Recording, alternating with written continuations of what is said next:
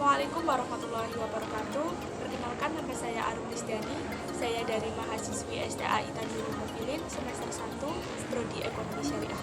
Di sini saya akan memenuhi tugas mata kuliah Filsafat Umum yang diampu oleh dosen Abbas Sahrudin MHum. Di sini saya akan menjelaskan tentang Al-Kindi. Al-Kindi adalah filsuf yang pertama muncul di Islam dalam buku History of Muslim Philosophy. Al-Kindi juga disebut sebagai ahli filsafat Arab. Beliau juga keturunan bangsawan Arab dari suku Kindah, di mana suku Kindah adalah sebuah suku besar di Arab Selatan pada masa sebelum Islam. Nama lengkap Al-Kindi adalah Abu Yusuf Ya'qub bin Ishaq As-Sobah bin Imran bin Ismail bin Al-Asy'ath bin Qais Al-Kindi. Beliau dilahirkan di Kufah pada tahun 185 Hijriah. Ayahnya bernama Ishaq As-Sobah. Beliau juga adalah gubernur Kufah pada masa pemerintahan Al-Mahdi dari Harun dan dari Bani Abbas. Beliau juga hidup bersama kedua orang tuanya, namun ayahnya beliau meninggal ketika ia masih kecil. Beliau juga dikenal sebagai filsuf Arab dengan karyanya mengenai filsafat, yaitu Fi al-Falsafah al-Ula atau filsafat pertama. Keadaannya yang yatim tidak mengendorkan semangatnya. Dia tetap terus mempelajari berbagai macam ilmu di Kufah, di Basra, bahkan hingga di Baghdad.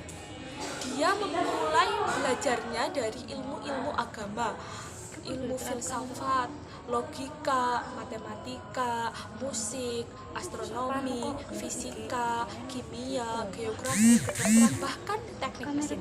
Ia juga menempuh pendidikan di Basrah, kemudian hijrah ke Baghdad, yang mana Baghdad menjadi pusat pendidikan dan ilmu pengetahuan pada saat itu.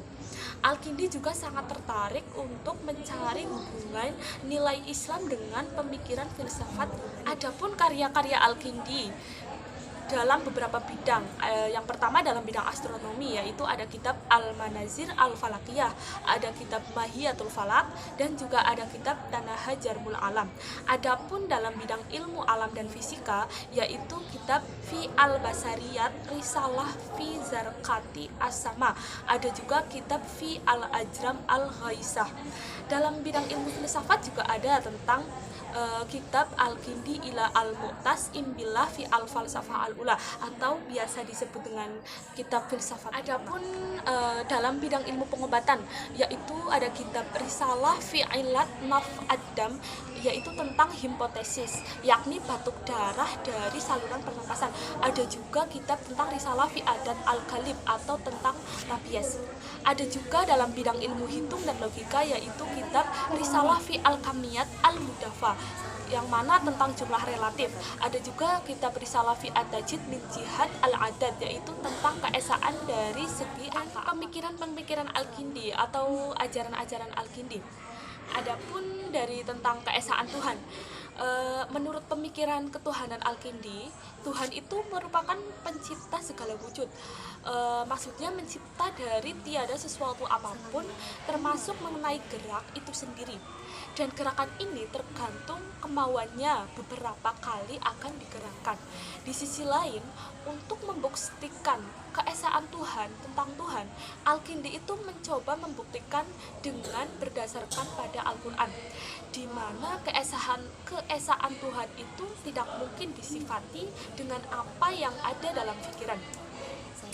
Pemikiran Al-Kindi, Tuhan itu adalah keesaan belaka, bukan benda, bukan forma, bukan genus, bukan spesies. Akan tetapi keesaan Tuhan itu hanyalah berlandaskan pada tauhid Islam yang menyatakan secara tegas bahwa Tuhan adalah Maha yang paling benar. Adapun pemikiran Al-Kindi tentang metafisika. Metafisika di sini adalah cabang filsafat yang mempelajari penjelasan asal atau hakikat objek atau fisik di dunia. Metafisika di sini membahas sesuatu yang sangat umum dan mendasar. Kajian metafisika juga akan mempertanyakan apa itu alam, siapa yang menciptakan alam, untuk apa sih alam diciptakan. Nah, jadi pertanyaan-pertanyaan yang sangat mendasar inilah juga dikaji oleh metafisika. Metafisika itu baginya adalah ilmu yang membahas sesuatu yang tidak bergerak, atau ilmu yang membahas sesuatu yang bersifat ilahi atau divine things. Nah, menurut Al-Kindi, ia adalah ilmu filsafat yang paling mulia karena ia mempelajari ilmu tentang kebenaran, awal yang menjadi sebab dari segala kebenaran. Nah, adapun pemikiran tentang pengetahuan. Menurut Al-Kindi, pengetahuan itu dibagi menjadi dua, yaitu pengetahuan panca indera. Menurutnya yang pertama, satu pengetahuan hanya menggunakan panca indera mengenai yang lahir-lahir saja. Seperti yang kita ketahui bahwa manusia itu memiliki 5 panca indera. Adapun yang kedua, pengetahuan akal. Nah, pengetahuan akal di sini merupakan hakikat-hakikat dan hanya diperoleh jika manusia itu mampu melepaskan sifat kebinatangan dalam dirinya. Maksudnya, manusia itu menggunakan akal yang sehat. Adapun pemikiran Al-Kindi tentang etika. Dalam hal ini, etika Al-Kindi itu berhubungan erat dengan definisi mengenai filsafat. Filsafat di sini menjelaskan upaya meneladani. Yang dimaksud dengan definisi ini ialah agar manusia itu memiliki keutamaan yang sempurna. Juga manusia itu akan sebagai latihan untuk mati. Yang dimaksud di sini ialah mematikan hawa nafsu untuk memperoleh keutamaan. Adapun pemikiran Al-Kindi tentang filsafat dan agama. Al-Kindi mengungkapkan bahwa filsafat dan agama itu sama-sama menceritakan kebenaran, dan filsafat yang paling tinggi adalah filsafat agama. Sebab pada dasarnya ilmu agama dan filsafat merupakan dua hal yang saling berkaitan, sehingga manusia itu harus memahami keduanya. Nah, apabila filsafat tidak berdasarkan kepada agama dan filsafat, itu nanti hanya semata-mata berdasarkan akal pikiran saja, maka filsafat tersebut tidak akan memuat kebenaran objektif. Karena apa? Karena yang memberikan pandangan dan putusan adalah akal pikiran manusia. Sedangkan kesanggupan akal pikiran itu terbatas, sehingga filsafat yang berdasarkan pada akal pikiran itu semata-mata tidak akan sanggup memberi keputusan bagi manusia, terutama dalam tingkat pemahamannya terhadap yang gaib antara filsafat dan agama melalui uraian di atas.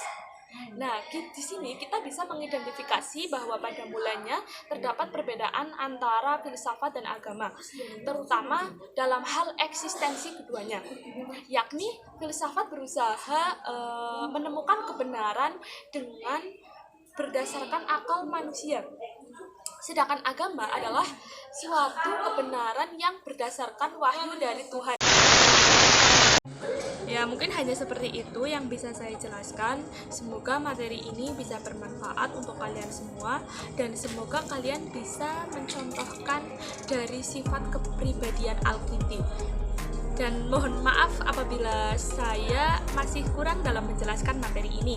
Sekian dari saya. Wassalamualaikum warahmatullahi wabarakatuh.